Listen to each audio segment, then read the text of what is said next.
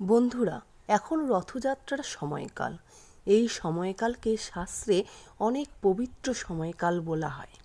এই ৮ দিন অর্থাৎ সোজা রথের পর থেকে ৮ দিন ধরে মাসির বাড়িতে থাকেন জগন্নাথ, বলরাম ও সুভদ্রা। ৯ দিনের মাথায় দশমী তিথিতে তারা গুন্ডিচা মন্দির থেকে ফেরে যা উল্টো রথ নামে পরিচিত। এই যে উল্টো রথ এবার 2024 সালে দুদিন পড়েছে। গোস্বামী মতে রথের পুনর্যাত্রা 15ই জুলাই অর্থাৎ আজকে সোমবার পূর্ণ হচ্ছে, আর স্মার্থ মতে আগামীকাল অর্থাৎ 16ই জুলাই মঙ্গলবার আর উল্টো রথযাত্রা পূর্ণ হবে। বন্ধুরা, সনাতন ধর্মের একটি বিশেষ পদ্ধতিও আছে যে এই যে তিথিটা, এই উল্টো রথযাত্রার তিথি কিন্তু খুবই পবিত্রতম একটা তিথি।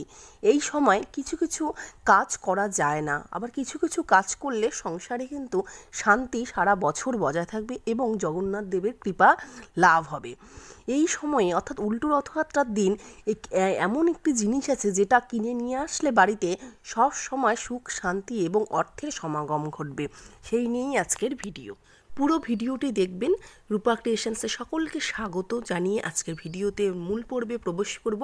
একটি লাইক এবং কমেন্ট বক্সে এসে অবশ্যই জয় জগন্নাথ লিখবেন এবং কাছের বন্ধুদের শেয়ার করে দিবেন যাতে তারাও সমৃদ্ধ লাভ ঘটে এবং অনেক কিছু জানতে পারে এই ভিডিও সম্পর্কে এবং উল্টো রথযাত্রা দিন কী আনতে হবে সেই সম্পর্কে। কথিত রয়েছে সত্যযুগে রাজা ইন্দ্রদ্যুম্ন শ্রী গুন্ডিচা আশীর্বাদ পেয়েছিল যে তার কাছে শ্রীকৃষ্ণকে কিছুদিন রাখা। সেই সত্য মেনে রথযাত্রা শুরু হয় বলে জানা যায়। ব্রহ্মপুরাণে আছে রাজা ইন্দ্রদ্যুম্ন ছিলেন দেবতা শ্রীকৃষ্ণের ভক্ত। সমুদ্রে ভেসে আসা নিম কাঠের খণ্ড দিয়ে মূর্তি নির্মাণের তিনি স্বপ্নাদেশ পান। এই বিষ্ণু মন্দির অর্থাৎ পুরীর মন্দির তৈরির সময় এই আদেশ ছিল যে মন্দিরে ঢুকতে কিন্তু কেউ পারবে না, মূর্তি যখন গড়বে তখন। কিন্তু মূর্তি গড়ছিলেন স্বয়ং বিশ্বকর্মা। যখন দরজা বন্ধ করে মূর্তি গড়া হচ্ছে তখন দরজার ওপারে রাজা বেশ উৎসুক মূর্তি দেখার জন্য। কিন্তু একদিন কি হয়, একদিন মন্দিরের ভেতর থেকে কোনো আওয়াজ না আসায় উৎসুক রাজা বিচলিত হয়ে মন্দিরের ভিতরে ঢুকে পড়েন। তখন নির্দেশ মতো মূর্তি অর্ধেক গড়া অবস্থায় পড়ে থাকে এবং যিনি নির্মাণ করছিলেন অর্থাৎ শিল্পী বিশ্বকর্মা অদৃশ্য হয়ে যান। তারপর থেকে কিন্তু পুরীর মন্দিরে জগন্নাথ, বলরাম ও সুভদ্রার এই মূর্তি পুজো অর্থাৎ পুরীর রথযাত্রা পুজো শুরু হয়। এবার বলবো এই যে উল্টো রথযাত্রা, এই যে একটা শাস্ত্রে বলা আছে যে এটার পবিত্রতম দিনে এই দিন কি কি কাজ করবেন। এই দিন কিন্তু সকাল সকাল ঘুম থেকে উঠে বাড়িঘর পরিষ্কার করে গঙ্গা স্নান করে গঙ্গার জল দিয়ে স্নান সেরে এই শুদ্ধ বস্ত্র পরে জগন্নাথ দেবের কিন্তু পুজো করবেন অবশ্যই।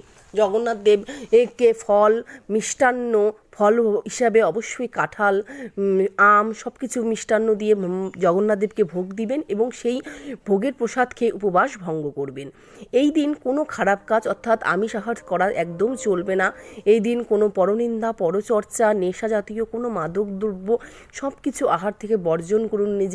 নিজেকে এই দিন জগন্নাথ দেবের নামে উৎসর্গ করুন এবং এই দিন কোন জিনিসটা ঘরে নিয়ে আসলে আপনার ঘর সংসার আর অর্থ সমাগম এবং সুখ শান্তিতে ভরে উঠবে তা হলো একটি কচ্ছপের মূর্তি। হ্যাঁ বন্ধুরা, একটি কচ্ছপের মূর্তি যদি কচ্ছপ যদি নিয়ে ধাতুর তৈরি হোক বা পাথরের যাই হোক সেটা যদি ঘরে নিয়ে আসতে পারেন এই উল্টো রথযাত্রার দিন, আজকে সোমবার বা মঙ্গলবার, এই দুদিনের মধ্যে যে কোনো একদিন, তাহলে কিন্তু সত্যিই সেটা খুবই ভালো হবে এবং সেটা খুবই শুভ হবে। তাই এই উল্টো রথযাত্রা অর্থাৎ 15 জুলাই বা 16ই জুলাই সোমবার বা মঙ্গলবার পারলে একটি কচ্ছপের মূর্তি। আর ভিডিওটি ভালো লেগে থাকলে অবশ্যই একটা লাইক করুন এবং কমেন্ট বক্সে এসে লিখুন জয় জগন্নাথ।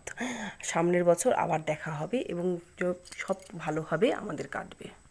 আর এই কচ্ছপের মূর্তিটিকে উত্তর দিকে বা উত্তর পূর্ব দিকে যদি ধাতুর তৈরি হয় সেটা কিন্তু ওখানে বসিয়ে দিবেন। আর বন্ধুরা নিয়ে আসবেন একটি কাঁঠাল। হ্যাঁ বন্ধুরা, এই উল্টো রথযাত্রার দিন কাঁঠাল কিন্তু খুবই শুভ।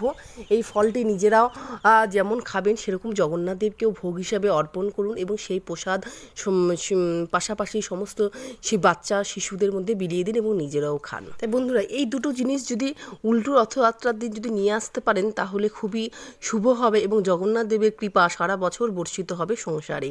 তো আজকের ভিডিও দেখে আশা করছি আপনারা সকলেই সমৃদ্ধ লাভ করেছেন। তো ভিডিওটি দেখা শেষ হয়ে গেলে অবশ্যই একটি লাইক এবং কমেন্ট বক্সে এসে জয় জগন্নাথ লিখতে কিন্তু একদম ভুলবেন না এবং কাছের বন্ধুদের অবশ্যই শেয়ার করে দিবেন। নমস্কার।